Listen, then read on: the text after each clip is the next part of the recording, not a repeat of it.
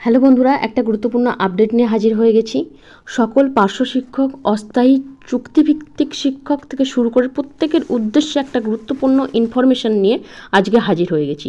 এই ভিডিওর মাধ্যমে কিন্তু পার্শ্ব শিক্ষকরা নিজেদের অবস্থান এবং যে সমস্ত অস্থায়ী চুক্তিভিত্তিক শিক্ষক রয়েছেন তারা কিন্তু পুরো বিষয়টা জানতে পারবেন। বর্তমান পরিস্থিতিতে দাঁড়িয়ে তাদের অবস্থানটা কোথায় এবং তাদের যে বেতন কাঠামো তৈরি করার জন্য তাদের যে বারংবার আবেদন এবং কলকাতা হাইকোর্টে যে মামলা চলছে সেই পজিশনটাও কিন্তু আপনারা ঠিকমতো বুঝতে পেরে যাবেন। যে গুরুত্বপূর্ণ বার্তাটা আপনাদেরকে জানাবো সেটা বলছি, জেলার ডিআইরা কিন্তু ইতিমধ্যে বিজ্ঞপ্তি দিয়ে প্রত্যেকটা স্কুলকে জানিয়ে দিয়েছে যে অনুমতি ছাড়া কোনো রকম পার্ট টাইম শিক্ষক নিয়োগ করা যাবে না। কোনো রকম পার্ট টাইম শিক্ষক তো নিয়োগ করা যাবেই না। যদি খুবই চূড়ান্ত কারণবশত স্কুলগুলিতে অস্থায়ী চুক্তিভিত্তিক শিক্ষক বা পার্ট টাইম শিক্ষকদের নিয়োগ করতে হয়, তার আগে কিন্তু আগাম অনুমোদন নিতে হবে ডিআইদের কাছ থেকে, অর্থাৎ জেলার ডিআইদের কাছ থেকে অনুমোদন নিয়ে তবে কিন্তু রিক্রুট করা যাবে। তবে এই ধরনের অনুমোদন হয়তো এই মুহূর্তে আর পাওয়া সম্ভব নয়, কারণ ডিআইরা বারবার করে জানিয়ে দিচ্ছেন, বিভিন্ন জেলা থেকে এই ধরনের ইনফরমেশন আসছে যে বিদ্যালয়গুলিতে কোনো রকম আংশিক শিক্ষক নিয়োগ আর নয়। বিজ্ঞপ্তি দিয়ে ডিআইরা কিন্তু আবারও বিষয়টিকে দৃষ্টিগোচরে আনলেন।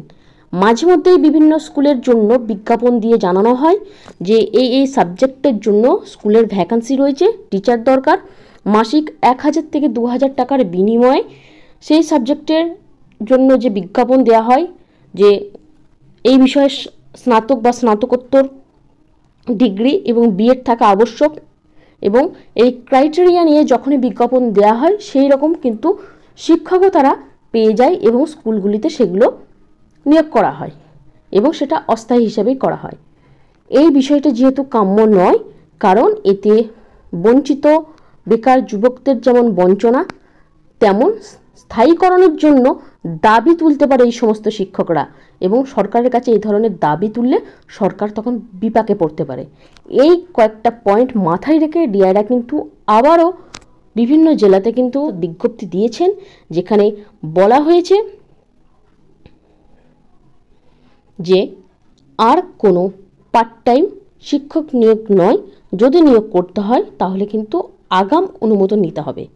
এখান থেকে একটা বিষয় কিন্তু স্পষ্ট হয়ে গেছে, আপনারা অবশ্যই জানেন, প্রত্যেকে জানেন যে যখন কলেজগুলোতে পার্ট টাইম টিচার অথবা গেস্ট লেকচারার এগুলোকে নিয়োগ করার যে অর্ডার সেটা কিন্তু বন্ধ করে দেওয়া হয়েছিল।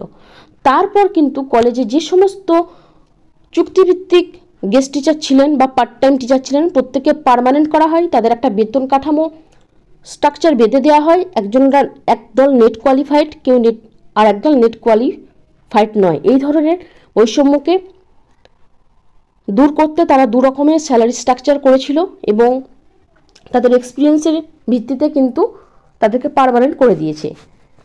আর কোনো রকম পার্ট টাইম গেস্ট টিচার কিন্তু নিয়োগ হয়নি। এটা কিন্তু যখনই তাদেরকে পার্মানেন্ট করা হয় তার আগে কিন্তু এরকম অর্ডার এসেছিল। তো এইখান থেকেও কিন্তু বিষয়টা অনেকটা স্পষ্ট হয়ে যাচ্ছে যে পার্ট টাইম যে সমস্ত টিচার আছেন তাদেরকে আর নিয়োগ করা হবে না। স্কুলগুলোতে যে সমস্ত পার্মানেন্ট টিচার রয়েছেন এবং প্যারা টিচার রয়েছেন তারাই কিন্তু স্কুলগুলো চালাচ্ছেন এবং ভবিষ্যতে সেভাবেই চলবে।